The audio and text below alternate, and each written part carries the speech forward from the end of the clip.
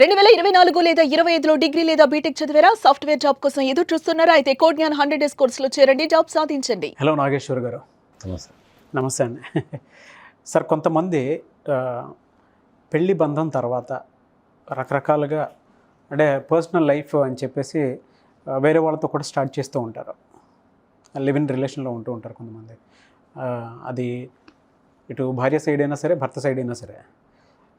Legal knowledge ఇటువంటి వాటికి అసలు ఏం చెప్తుంది? అంటే ఇది ఎంతవరకు కరెక్ట్ అంటారు? ఇప్పుడు దీని గురించి మనం చర్చించే ముందు ఏంటంటే, దీంట్లో అది కొద్దిగా సమాజానికి సంబంధించిన ఇష్యూ కాబట్టి, సెన్సిటివ్ ఇష్యూ కాబట్టి కొద్దిగా మనం బ్రాడ్ సెన్స్లో మాట్లాడాల్సి వస్తుంది. ఓకే. ఇప్పుడు మీరు అడిగే క్వశ్చన్ ఏంటంటే, డైరెక్ట్గా ఏమడుగుతున్నారంటే, మీరు పెళ్ళైన తర్వాత భార్య కానీ భర్త కానీ వేరే ఇంకెవరితోనన్నా సంబంధం పెట్టుకుంటే what is the legal status అనేది మీరు చెప్తున్నారు, మీరు అడుగుతున్నారు మీరు దాన్ని. సో దీన్ని మనం రెండు కోణాల్లో చూడాల్సి వస్తుంది. ఒకటి చట్టం ప్రకారం ఒక కోణంలో చూడాల్సి వస్తుంది, సామాజిక పరంగా రెండు కోణాల్లో చూడాల్సి వస్తుంది. ఇప్పుడు మీరు అడిగిన క్వశ్చన్కి మనం ఒకటే వాక్యంలో చెప్పాలంటే ఏంటంటే, చట్టం ప్రకారం కనుక చెప్పాల్సి వస్తే, పెళ్ళైన తర్వాత ఎవరన్నా భార్య కానీ భర్త కానీ అక్రమ సంబంధం పెట్టుకుంటే ఎవరుతున్నా చట్ట ప్రకారం అది లీగల్ అన్నట్టే. అది దాని మీద ఇంతకుముందు మనకు ఐపీసీ సెక్షన్ 497 ఉంది. సో ఆ 497 అనేది సుప్రీంకోర్టు రద్దు చేసింది. దాంట్లో జడ్జిమెంట్లో చాలా విషయాలు చాలా కులంకషంగా ఎక్స్ప్లెయిన్ చేస్తూ ఆ జడ్జిమెంట్ని బాగా మంచిగా వివరించారు. సో అది మనకు మోరల్గా వస్తే మాత్రం తప్పే అది. ఎందుకంటే మనకు మోరల్గా వచ్చినప్పుడు ప్రాబ్లం ఏమైంది అంటే, అది సొసైటీ మీద ఎఫెక్ట్ పడుతుంది, కుటుంబాల మీద ఎఫెక్ట్ పడుతుంది, పిల్లలు ఎవరన్నా కనుకుంటే పిల్లల మీద ఎఫెక్ట్ పడుతుంటుంది. సో వీటన్నిటి మీద ఎఫెక్ట్ పడి సమాజానికి ప్రాబ్లం అవుతుంటుంది. సో కానీ చట్టం కొన్ని విషయాలని మనకు చెప్పేటప్పుడు కానీ, కొన్ని ఆర్డర్స్ ఇచ్చేటప్పుడు కానీ వాళ్ళు దాని బ్రాడ్ సెన్స్లో ఆలోచించాల్సి వస్తుంది.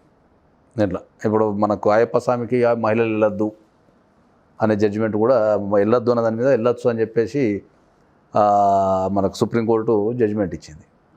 దాని మీద కూడా చాలా గొడవలు అవి ఇవన్నీ జరిగినాయి.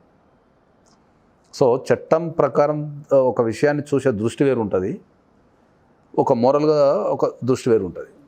ఓకే. ఇప్పుడు చట్టంలో ఏముంటుంది, ఇప్పుడు మనం ఒక విషయాన్ని కనుక మనం పరిశీలిస్తే, ఇప్పుడు ఒక పెళ్ళైన తర్వాత ఒక భార్య కానీ భర్త కానీ ఇతరుల దగ్గరికి ఎందుకు వెళ్ళే అవకాశం ఉంటుంది జనరల్గా? డిపెండ్స్ అండి. అంటే మ్యాక్సిమం సందర్భాలలో సెక్షువల్ రిలేషన్షిప్ అనేది సరిగ్గా లేకపోతేనే ఇతరుల దగ్గరికి వెళ్ళే అవకాశం ఉంటుంది. ఇక్కడ మన క్వశ్చన్ ఏంది, సెక్షువల్ రిలేషన్షిప్ అనేది. ఇప్పుడు సెక్షువల్ రిలేషన్షిప్ అనేది ఎవరికైనా అది రైటే కదా.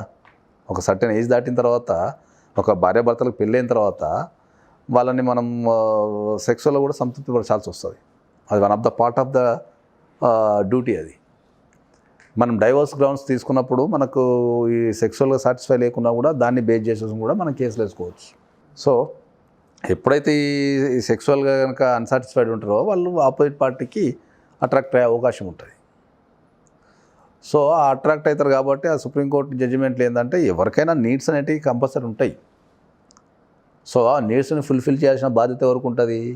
భార్యాభర్తలకే ఉంటుంది. They need to understand, they need to discuss. వాళ్ళు కోఆపరేషన్ చేసుకొని వాళ్ళు ఆ బంధాన్ని బలపరచుకోవాల్సిన బాధ్యత వాళ్ళపైనే ఉంటుంది.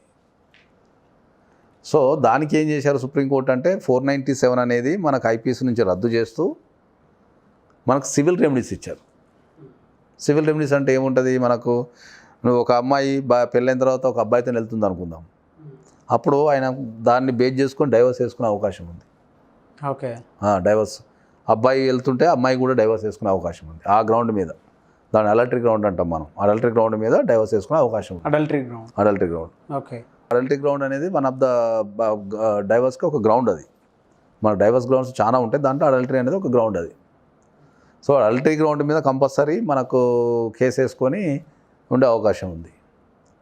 తర్వాత ఇక లేడీస్కి అయితే చాలా ఉన్నాయి అనుకోండి. ఇక మనకు ఇంతకుముందు మనం ఎన్నో సందర్భాల్లో మాట్లాడినట్టు రకరకాల వాళ్ళకు మెయింటెనెన్స్ అని, డీవీసీ అని, తర్వాత Hindu adoption and maintenance act అని, రకరకాల యాక్ట్ వాళ్ళకు చాలా ప్రొవిజన్స్ ఉన్నాయి. వాళ్ళకి అనుకూలంగా ఎక్కువగా ఆ చట్టాలు అనేటివి ఎప్పటికీ మహిళలకు అనుగుణంగానే చేస్తుంటారు. ఎందుకంటే మంది ఎక్కువ శాతం ఏంటంటే మంది పితృస్వామ్య కుటుంబం. అంటే మన ఇంట్లో పెద్దోళ్ళంతా అంటే ఇంటిని రన్ చేసేది కానీ, లేకపోతే ఇంట్లో డిసిషన్స్ తీసుకునేది కానీ, బయటికి వెళ్ళి పని చేసేది కానీ, మానసికంగా కానీ కొద్దిగా శారీరకంగా ఇంకా మానసికంగా అంటే కొద్ది ఆడలు కూడా మానసికంగా స్ట్రాంగ్ ఉంటారు, శారీరకంగా బలవంతులుగా మనమే ఉంటాం. సో మంది తరతరాల నుంచి ఏమవుతుందంటే పితృస్వామ్య కుటుంబం. మన కుటుంబాలలో ఏంటంటే మగవాళ్ళ కొద్దిగా సమాజపరంగా హోదా కానీ లేకపోతే వాళ్ళని గౌరవించే విధానం కానీ కొద్దిగా తేడా ఉంటుంది. సో మంది పితృస్వామ్య కుటుంబం కాబట్టి మహిళలు ఎక్కడికక్కడ నిరాదరణకు గురవుతుంటారు జనరల్గా.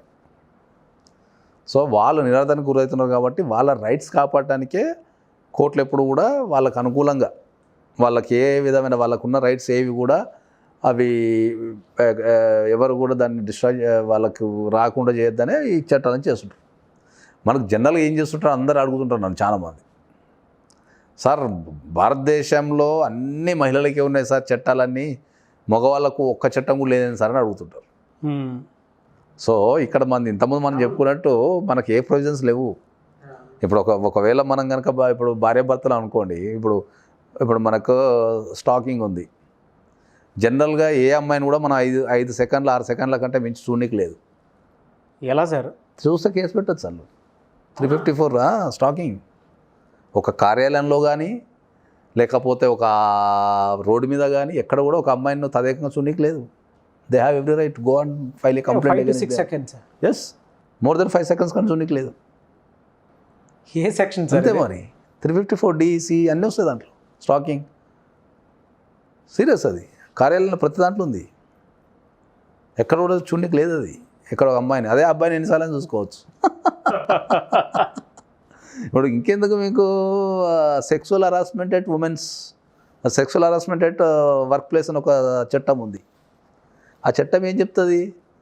కార్యాలయాలలో పనిచేసే అమ్మాయిలకు ఏ రకమైన హరాస్మెంట్ చేయనీకి లేదు, ఏ రకం కూడా చేయనీకి లేదు. ఆ చట్టం ఉంది, అది 2015లో తెచ్చారు చట్టాన్ని. అది దాని ప్రకారం ఏంటంటే మోర్ దెన్ 10 people పనిచేసే దగ్గర దానికి చాలా రూల్స్ ఉన్నాయి. దానికి అసలు దేశంలో ఎవరికి తెలియదు. అది మోర్ దెన్ 10 people పనిచేసే దగ్గర మహిళలు కనుకుంటే ఎనీ రంగంలో అక్కడ కంపల్సరీ మీరు ఒక కమిటీ పెట్టాలా, సెక్సువల్ హరాస్మెంట్ కమిటీ అని ఒకటి పెట్టాలాడ. వాళ్ళకి ఎవ్రీ మంత్ మీరు ఇది బాబు ఇక్కడ మాకు సెక్సువల్ హరాస్మెంట్ కమిటీ ఉంది, మిమ్మల్ని ఎంప్లాయీస్ కనుక ఎవరన్నా ఇబ్బంది పెడితే మాకు చెప్పండి, మేము యాక్షన్ తీసుకుంటామని. మరి అదే కొన్ని సందర్భాలల్లో పురుషులు కూడా మహిళలకు వేధింపులకు గురవుతుంటారు ఆఫీసులలో. వాళ్ళు ఏ రకమైన కంప్లైంట్ చేయనీకి లేదు. వర్క్ ప్లేస్లో అమ్మాయికి ఏ రకమైన ఇబ్బంది కలిగినా she has every right to complaint against anybody. Okay, ఆమె డైరెక్ట్ పోలీస్ స్టేషన్కి వెళ్ళి కంప్లైంట్ ఇవ్వచ్చు, లేదా డైరెక్ట్ మేనేజ్మెంట్ కంప్లైంట్ ఇచ్చి చేసుకోవచ్చు. మేనేజ్మెంట్ కూడా కంప్లైంట్ వచ్చినప్పుడు ఏం చేస్తుంది, ఇమ్మీడియట్గా ఒక కమిటీ ఏర్పరిచి వాళ్ళకి ఇబ్బంది కలగదు కదా, మళ్ళీ కంపెనీకి రెప్యుటేషన్ ఉంటుంది కాబట్టి వాళ్ళు ఒక కమిటీ ఏర్పరిచి, ఆ కమిటీకి సివిల్ కోర్టుకి ఎంత పవర్స్ ఉంటాయి ఆ కమిటీకి అంత పవర్స్ ఉంటాయి.